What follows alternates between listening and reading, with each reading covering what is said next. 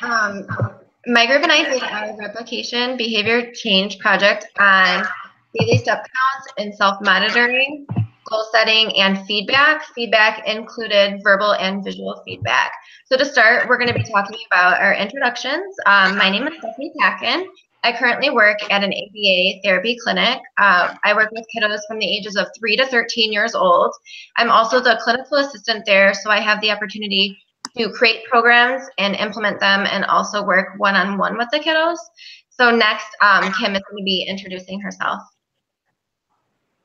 Hi, I'm Kim Perrin. I currently supervise an autism program in Lapeer, Michigan. We service children from the ages of 18 months through the age of 20. So the services end at age 21. And again, I'm from Michigan, and I'm going to go ahead and turn it over to Jordan. My name is Jordan Henry. I am an RBT, and I'll actually be celebrating my first year as an RBT this next month. I work at an ABA clinic that ranges anywhere from 2 years old to about 18. However, I currently have 3 clients, and they are ages 3 through 6. So yeah, and next I will introduce Tyler. I am Tyler Harris. I am an RBT, and I work at an ABA clinic in Muncie, Indiana. We have had kids anywhere from ages 2 to 22. So next I will turn it over to Lisa. Hi, thank you, Tyler. My name is Lisa Kleefman. I live in Indiana, and I work as a registered behavioral technician at a clinic here in Northwestern Indiana. I work with children between the ages of 2 to 18 years old, and I also work with 3 clients between the ages of 8 and 12. And I will begin with our literature review. So according to research, obesity has been on the rise, and it's estimated that 66% of adults in the US are overweight and 33% are obese. These numbers are scary when we consider the effects of being overweight and obese. Recent estimates suggest that less than 5% of adults meet current physical activity recommendations. When a person becomes obese, they have a higher risk factor of other health conditions that can occur. These health conditions can include heart disease, stroke, arthritis, hypertension, certain types of cancer, breathing problems, and type 2 diabetes.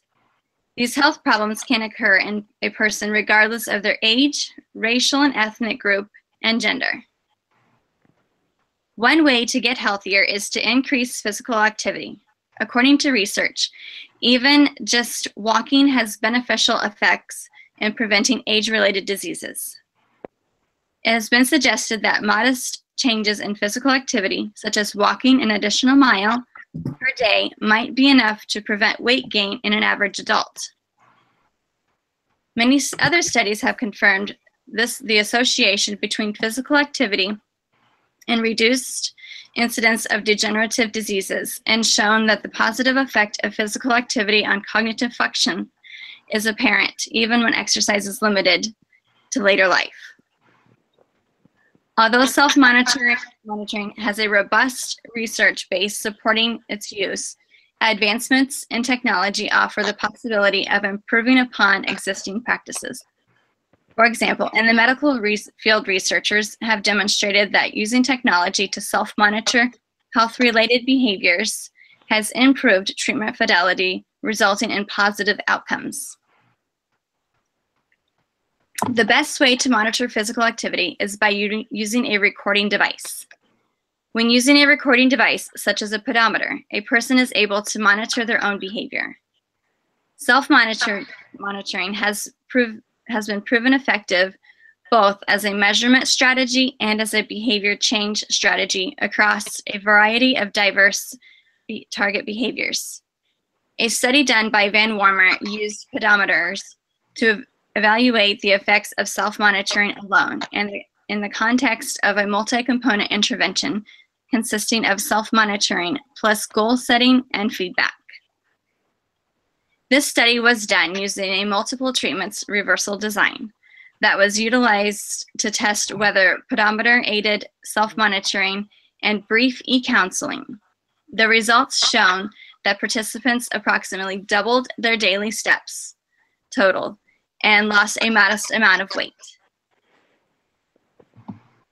According to another study that was conducted with school-aged children using a Fitbit tracking device, an intervention included reinforcement, self-monitoring, goal setting, and feedback. It showed that steps during the intervention phase were higher than in baseline. It also proved the percentage of recess spent in moderate to vigorous physical activity was higher during intervention. The use of internet to conduct in-person behavioral interventions has been shown to effectively increase physical activity, according to a study done by Valbuen, Miltenberg, and Sully. The study used a Fitbit and web-based behavioral intervention to increase physical activity. Behavioral coaching was done via video conference and email to enhance the effectiveness of this program. The results indicate that the Fitbit program alone increased physical activity for some of the participants, and the behavioral coaching resulted in an even more increase to the steps count mean. The study we replicated was increasing physical activity through self-monitoring, goal setting, and feedback by Matthew Norman. The purpose of the study was to evaluate whether a package intervention to that reported by Van Wormer in 2014 would increase the number of steps taken. Participants of this study included 4 adults, 3 males, and 1 female. A package intervention consisting of self-monitoring, goal setting, and feedback was used to potentially increase the physical activity of healthy adults. A combined multiple baseline and reversal design was arranged to evaluate the effects of the intervention on the number of steps taken each day by participants as recorded by the pedometer. Overall, the daily step totals for each participant increased following introduction of the self-monitoring and feedback intervention, decreased when the intervention was removed, and increased again when the intervention was repeated. I will now turn it over to Stephanie. Okay, guys, so can you go to the next slide, please? The next slide. Yep, the purpose of the study, so as stated by Lisa, by Norman, from the original study that we replicated from, suggests that 66% of adults are overweight, and also that 33% are obese. That is associated with many risk factors, including heart disease, strokes, breathing problems, and even cancer are associated with being overweight. Studies have shown that increases in physical activity have the potential to decrease weight and prevent future weight gain. The original article by Norman, therefore stated that physical activity would be a suitable target behavior intervention for individuals. However, physical activity alone is too broad as an independent or a dependent variable to be a target behavior. Therefore, Hill et al., another study, found that even just walking an extra mile a day can prevent future weight gain. Therefore, daily step count is a suitable and measurable dependent variable. The study that Lisa was talking about by Van Wormer suggested they did a study, a package intervention of increased daily step counts by self-monitoring, goal setting, and feedback of visual and verbal. And they stated that self-monitoring phase seemed to be the most effective. Therefore, the overall purpose of the research is to determine if a package intervention of self-monitoring, goal setting, and feedback of verbal and visual would increase daily physical step counts.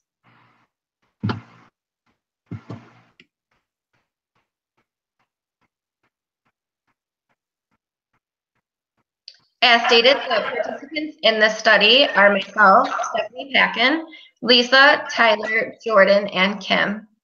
Go right ahead, Kim. Thanks, Stephanie. So I'm going to be talking about the method and all of the details that were involved within this study in terms of how we got where we ended up. So for the materials for our project, in the original study, everyone had used the same pedometer. Obviously, due to restrictions and things, we all kind of agreed we would use the same recording device individually, but we used a range. So some of us used a Fitbit, some of us used an Apple Watch, and some of us used a mobile app on our smart device. And we used that same device throughout the study. We also needed access to a computer with video conferencing capabilities, access to the internet, and we all needed to have an email to access Google Hangouts and to correspond with each other throughout the study.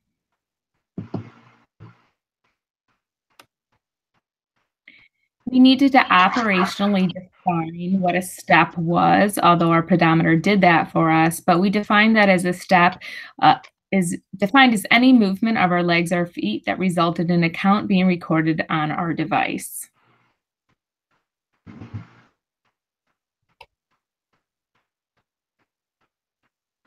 For data collection, we did a permanent product recording. Basically, we used our recording device of our Fitbit, Apple Watch, or our app, and recorded that every day. What we had done is we kind of got more into kind of the procedure of our study is what we had to do was report our counts to experimenter. In the original study, the experimenter was somebody that did not participate in the actual study. So that was a little bit of a deviance that we had done from the original study because we couldn't involve anybody outside of our group. So for the purpose of our study, Stephanie was our primary experimenter in that we all had to communicate with her and met with her on Google Hangouts to come up with our weekly goals. And then I, in turn, was the experimenter for Stephanie because she couldn't do that for herself. So those meetings were held every Sunday. And then finally, what we had to do at the end of our individual data collection, we had to complete a social validity survey to find out what each of us, our response to the intervention was.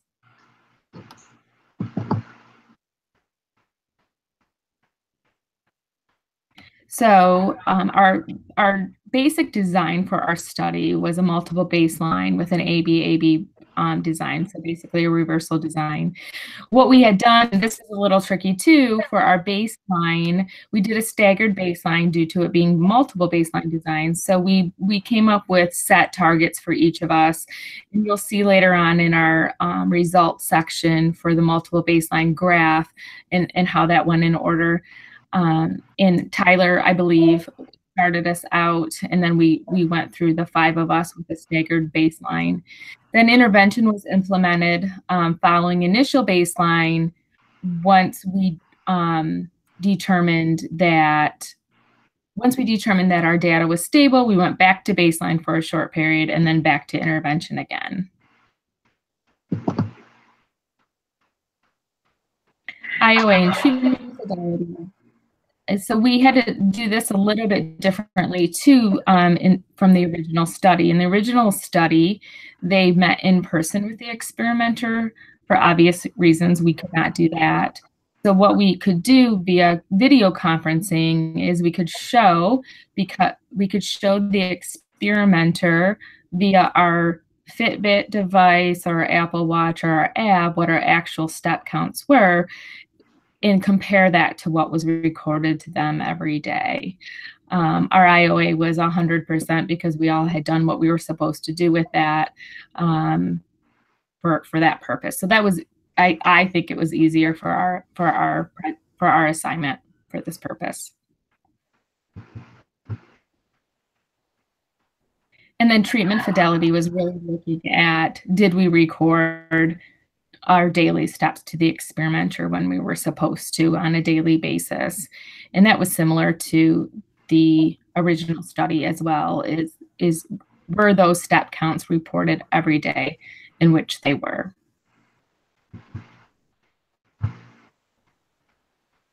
So now what I'm going to do is go into individual results. So I'm just going to start with mine. So as you can see, this is just the graph will be next for my baseline average. So how we did averages is exactly how you think we would do averages. So every 7 days, we met with the experimenter and came up with an average of our week and set new weekly goals.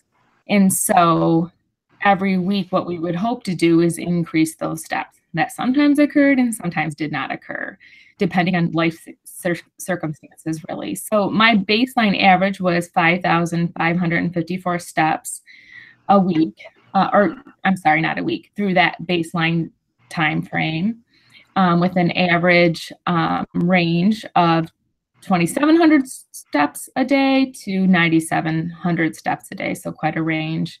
And then you can kind of see those different averages. You want to go on to the next slide, Jordan.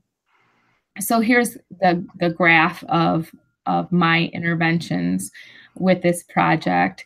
The solid horizontal line is the mean average for that phase. So for baseline, you can see that the average step.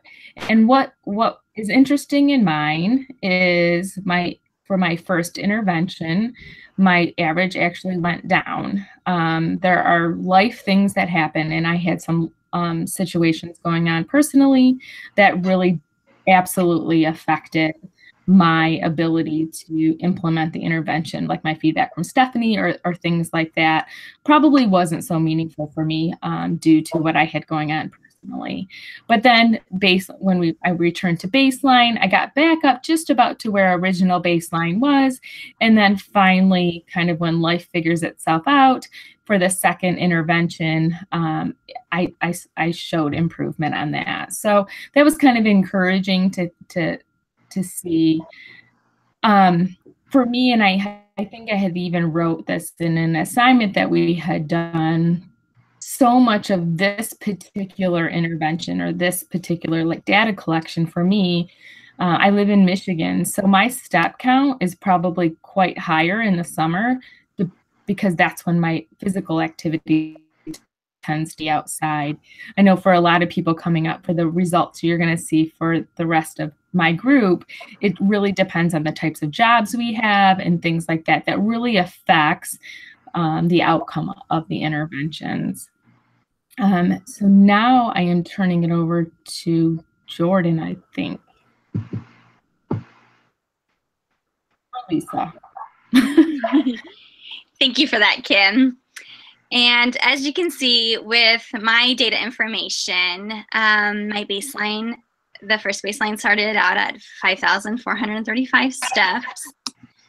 And then I really didn't show a significant increase or decrease with the amount of steps that I'd taken. I started my baseline for 9 days, and then I went to the intervention phase and I did the intervention phase for 15 days. And so really the difference between the intervention phase and the baseline phase and the intervention phase was about an average of 491 more steps between the two. For the second baseline, it was short so that we could stay with the replication that we did. So I only had 4 days of that baseline there.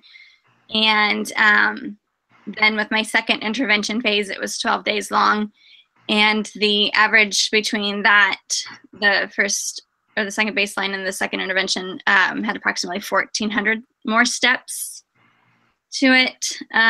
So like I said, I really didn't have much of an increase or decrease in the amount of steps that I'd taken. Overall, I think that the first intervention phase, I was a little bit more motivated to take more steps and to reach my goal, and just receiving that feedback and encouragement from Stephanie. And yeah, as you can see, here's my chart here. And I have to agree with Kim. With doing this study in the wintertime, I did notice that I do have a much more decrease in amount of steps that I take, just with being less active and that. And I also noticed a significant increase in, or decrease, I guess, over the weekend. I'm just not as active over the weekend than I am during the week with working and that and just being busy throughout the week. So I kind of like to relax it. And it showed with my data that I did like to relax and enjoy my weekends and not take as many steps. And you will now next hear from Stephanie with her results. Okay, can you guys hear me? I'm sorry. Okay. So mine was a little bit staggered, and I did have a lot of outliers, as you would call them. So my baseline started at about 4,000. I was on baseline for about 10 days. I went to intervention, and I increased to about 5,000. As you can see, though, my range started at 2,000, and it went all the way to 6,000. I work Monday, Tuesday, Wednesday. On Thursdays, I am off of work, so my data tends to decrease with my daily step counts, and then Friday and Saturday I go back to work, so it also tends to increase. So during baseline, it actually jumped even higher than intervention, and intervention phase for intervention 2 average actually went down to about 2,000. With Kim and her statements, life does happen. I ended up going on vacation for 10 days. So there was a lot of days that I couldn't wear my Fitbit. So that definitely changed up my data. So that definitely had, obviously you could see my baseline was down. It went up in intervention, similar to the original research. And then baseline went up from there, and then intervention. As you can see, there is a couple of zeros there. So I would definitely love to do this project again. I would love to do it when I'm not going on vacation, and if I worked a normal daily week. A lot of those low numbers are on like Thursdays that I'm not working or Saturdays. But other than that, I feel like the intervention did really work. Go ahead, I believe Jordan. Nope, Tyler, I'm sorry. All right, so here's my information with my averages and ranges. You can see in the baseline 1 range, my lowest step count was 753. And then in the intervention 1 range, my highest was 18,630. So overall, just a really wide range. And I think my graph shows a representation of that. I actually, my graph turned out kind of how the ABAB graph was supposed to turn out. Whether by luck or skill, I don't know. During the first intervention, I actually went on vacation, which is why some of my numbers were a lot higher. But then if you would take out those really high outliers in the first intervention, you can kind of see that a lot of my numbers are kind of the same there. And that's just the monotony of the daily life and working at an ABA clinic and getting your steps in. And then, like it's been mentioned, during the weekends, they're obviously a little bit lower. So next will be Jordan.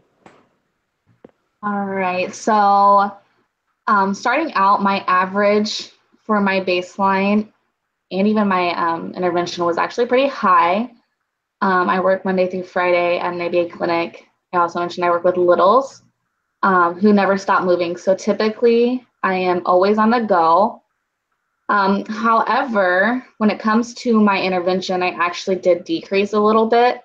But when it comes to looking at my actual graph, if we had the actual dates on it, you would see that during my interventions, they were longer than what my baselines were. And because of this, they included more weekends. Like everyone else had mentioned in my group, almost all of us on the weekends enjoyed ourselves a little bit more than what we did during the work week. So therefore, I kind of have those weekend days added into my intervention, which include lower step counts than what they did during the week. So I feel like that would definitely be a reason behind why my interventions actually look lower than what my baseline did, which I thought was pretty interesting, but definitely something to note when it came to my data collection. We also provided a graph that includes all of our information for each and every single one of us, which I thought was pretty cool. One of our group members did this, so you can see everything and how it works out for all of us. Next, I'm going to talk about the limitations of our study, which some of us have kind of already mentioned throughout our presentation. The main limitations that I would say that all of our group members had is just like the schedule of life. All of us mentioned, weekends and relaxing, circumstances that we can't control, vacations, things like that, that would kind of limit our ability to get our steps in and those types of reasonings.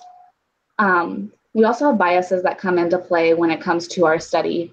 We all knew this was a graded project, so I'm sure that that kind of gave us an effect on doing the study and making sure that we were doing everything to the best of our ability, as well as having knowledge of the original study and the results. We knew that our results weren't going to be perfectly identical to the study and that that was not the goal. However, we also knew at the end of the day that we did want to replicate it as much as possible.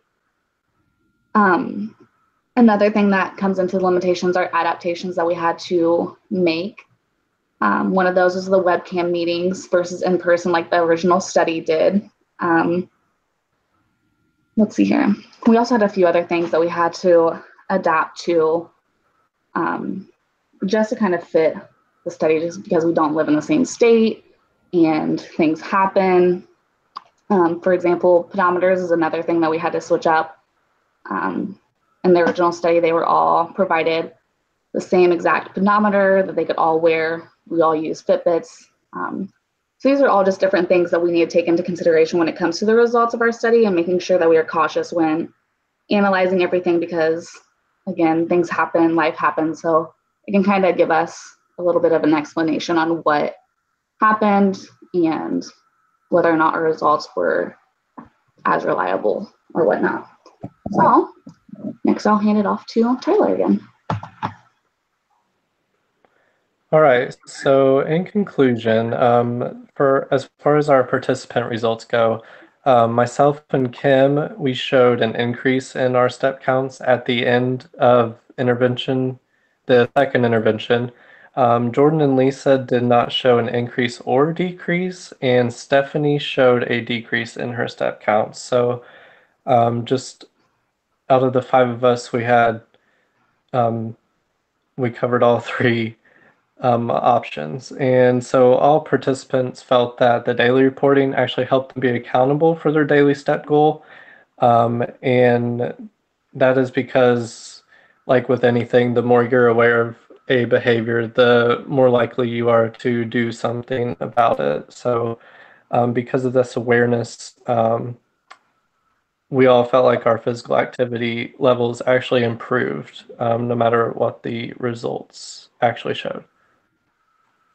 And then for the study results, the original study stated that the daily monitoring, goal setting, and feedback can help increase physical activity levels, which can lead to healthier lifestyles and weight loss. And the results of the original study supported this because all 4 participants in that study showed an increase in their step counts. For our study, since we had participants with an increase, a decrease, or no apparent change in their step counts, the results of our study do not support the original study, but our results do not go against it either. So the results of our replication study are inconclusive. And so next we've got our list of references.